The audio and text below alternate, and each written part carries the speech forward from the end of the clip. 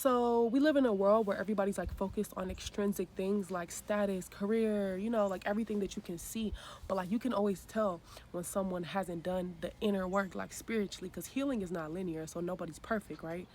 But you can always tell when someone has done no type of emotional regulation, like going back to get that little kid inside of them and nurturing them and loving them in the ways that were neglected. Because when you meet them, it's like they project their needs onto you as if it's your job to make sure they're okay. So you could tell they've never really became one with their emotional self and one with that little kid inside of them that was neglected, and they didn't go back and pour into them.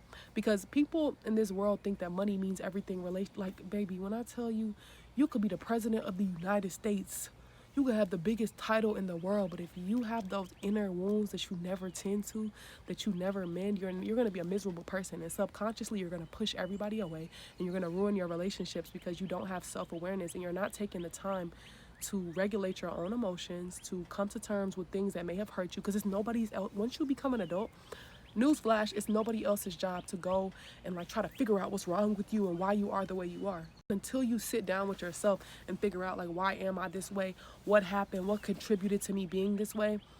Every time people bring certain things to your attention about you, you're going to think they're tripping and they're crazy. But my rule of thumb is if multiple people are telling you the same thing, they're not all lying. There's some truth that lies beneath that you need to face or you need to address. And I wish in this world, of course in America, everything's about money, it's a corporation, right? But I just wish that we focus more on like mental health, mental wellness, emotional wellness, like spiritual wellness, because a lot of us be out here highly functioning extrinsically, like we got the money, but emotionally operating from the place of a toddler. We have arrested development in certain ways. So what good is it having all that money and you have no emotional intelligence?